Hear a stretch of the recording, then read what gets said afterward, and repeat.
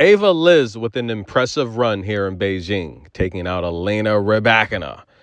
But today against Coco, she would learn early on, when you're facing Coco, you better bring your tennis shoes because it's going to be a track meet.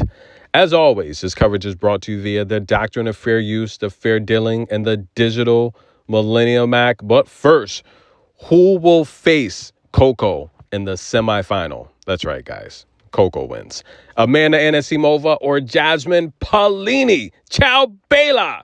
Now, listen, Jasmine would come out guns blazing and take the first set, although it was in a tiebreak, very competitive. Amanda wrapped up a little hindered with the movement. However, guys, I've said this for many years. Amanda Anisimova is one of the purest, cleanest, technical ball strikers on tour, along with Kanishiwa, Naomi Osaka.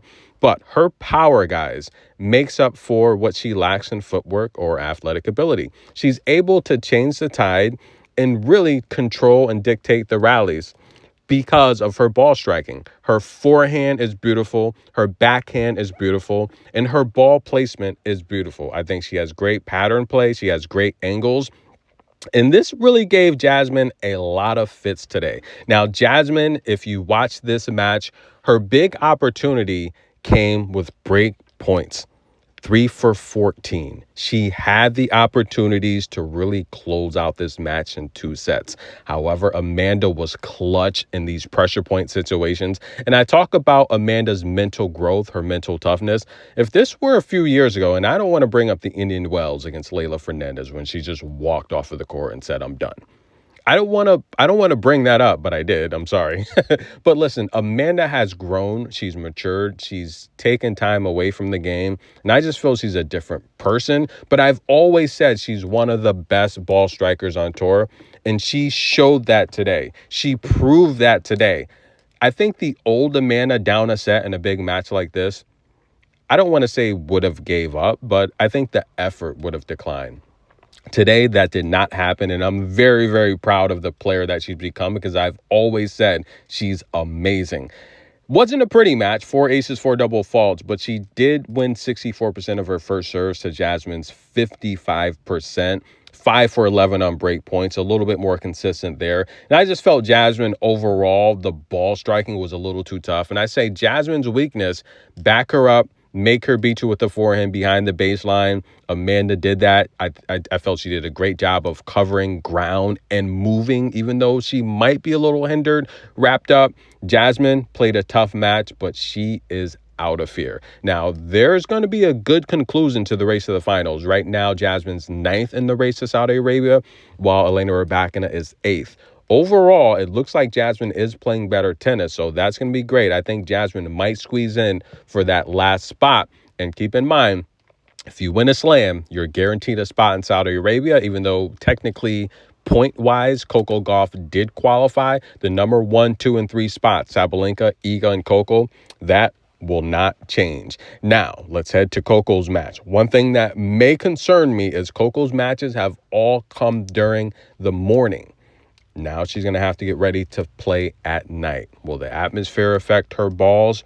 We'll see. But nothing affected her footwork today. And I say it all the time. When you're facing Coco Gauff, you better bring your tennis shoes because it's going to be a track meet. And Ava Liz learned early on, facing Coco, it's going to be a workout. Now, Ava Liz from Germany, her big win on the season, Elena Rybakina a couple of nights ago, but she's had some other decent wins throughout the season. She's faced Iga Swiatek. Of course, she didn't beat Iga. She was on the receiving end of a bagel, but she had a really, really good experience facing Iga twice this season. I feel as she continues to face these top 10 players, she'll improve because Ava's a good shot maker, right? She's a long rally player. She can go 20 shots deep. Despite Coco leading this tournament in rallies over 15 shots, this is Ava's game style, and I think this is a good test for Coco to continue to develop her ball striking as she's always had it, but a lot of people want to see Coco more on the attacking side of the offensive side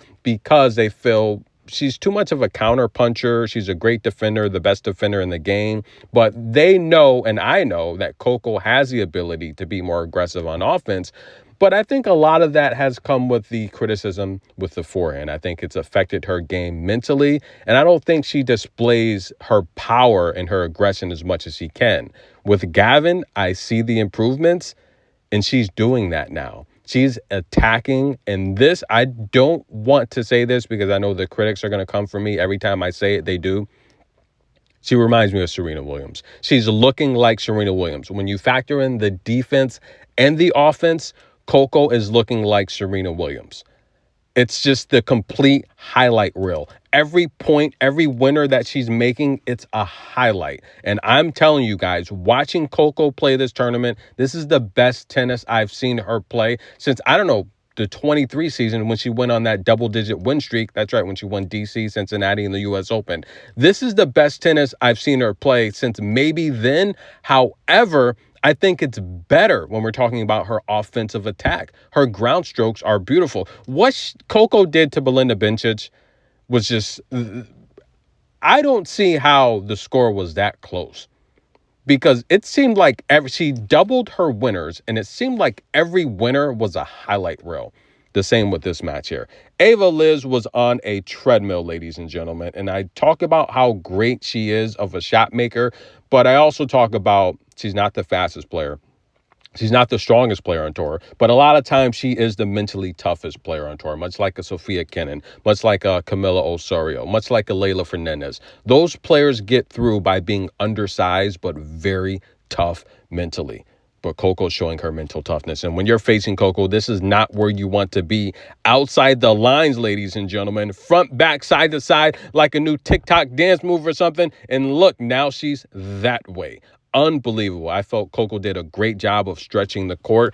3 aces, 4 double faults. But listen, guys, under Gavin, we're not seeing these ridiculous double-digit double fault performances. 78% of her first serves in play. She won 62% of those.